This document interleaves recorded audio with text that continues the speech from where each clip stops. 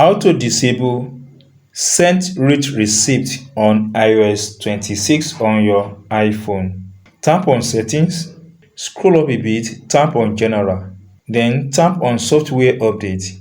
If there is any update here guys, update your device to the latest version of iOS. Now that I've done that, come out here on this page settings, scroll down until you see apps, tap on it. From the list of apps you have here, scroll up to message and tap on message.